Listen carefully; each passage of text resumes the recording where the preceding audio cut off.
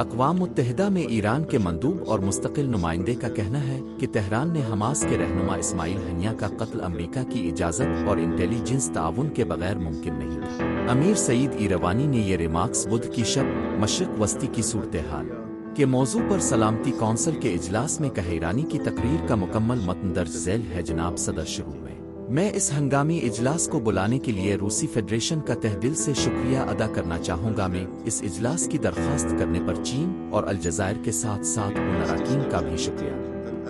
ادا کرتا ہوں جنہوں نے اجلاس بلانے کی حمایت کاف ہم یونیورسٹی محترمہ ڈی کارلو کا بھی شکریہ ادا کرتے ہیں کہ ان کی بریفنگ۔ جناب صدر، کونسل کے معزز ممبران، ہم اس فوری اجلاس کی درخواست کرتے ہیں اور آج ہی کونسل میں شرکت کرتے ہیں تاکہ انتہائی اہمیت اور عجلت کے معاملے کو حل کیا جا سکے جو بین الاقوامی امن اور سلامتی کے لیے خطرہ ہے اور ان اصولوں کو چیلنج کرتا ہے جن کی بنیاد پر یہ معزز ادارہ قائم کیا گیا تھا۔ جیسا کہ ہم نے آج اپنے خط میں جناب صدر، فلسطین کی اسلامی مزاحمتی تحریک حماس کے سیاسی سربراہ اور فلسطینی عوام کی حق خودارادیت کی جائز جدوجہد کے عظیم رہنما جناب اسماعیل ہنیہ کے بزدلانہ قتل پر آپ کو مخاطب کیا ہے۔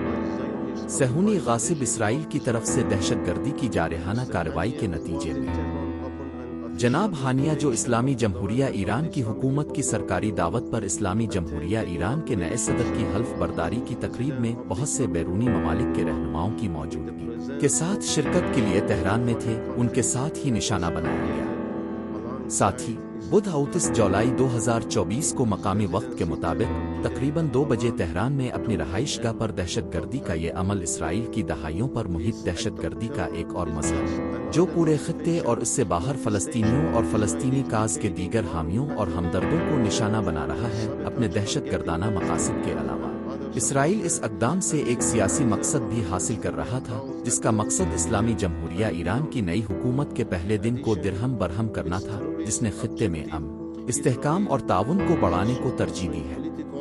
اور بین الاقوامی برادری کے ساتھ تعمیری مشغولیت۔ اسلامی جمہوریہ ایران اس خوفناک دہشت گردانہ کارروائی کی شدید ترین الفاظ میں مذمت کرتا ہے اور اسے بین الاقوامی قوانین اور اقوام متحدہ کے چارٹر کی سنگین خلاف ورزی کے ساتھ ساتھ ایران کی خود مختاری اور قومی سلامتی کی سنگین خلاف ورزی قرار دیتا ہے۔ دہشت گردی کی یہ جارحانہ کارروائی جتنی اشتعال انگیز ہے، امن و سلامتی کی سنگین خلاف ورزی ہے اور اقوام متحدہ کی سلامتی کونسل کی جانب سے چارٹر کے تحت اپنی ذمہ داریوں کی ادائیگی میں فوری اور مؤثر کارروائی کی ضرورت ہے۔ یہ جرم الگ تھلگ نہیں ہے بلکہ خطے کی دیگر اقوام کے خلاف اسرائیلی حکومت کے جارحانہ اقدامات اور پالیسیوں کے وسیع نمونے کا حصہ ہے۔ اس گھناؤنے جرم سے چند گھنٹے قبل اس حکومت نے بیروت لبنان کے جنوبی مضافات میں بزدلانہ دہشت گردانہ حملے کیے جن میں عام شہریوں اور شہریوں کے بنیادی ڈھانچے کو نشانہ بنایا گیا۔ اس سخت حکومت کے جنگجو لیڈروں نے بین الاقوامی قانون کے بنیادی اصولوں کو مکمل طور پر نظر انداز کیا ہے۔ ان کے جرائم خطے میں امن اور استحکام کے عزم کی کمی کو ظاہر کرتے ہیں اور تنازع کو بڑھانے اور پورے خطے میں جنگ کو پھیلانے کا ارادہ ظاہر کرتے ہیں۔ خطے میں اسرائیلی حکومت کے اسٹریٹجک اتحادی اور اہم حامی کی حیثیت سے امریکہ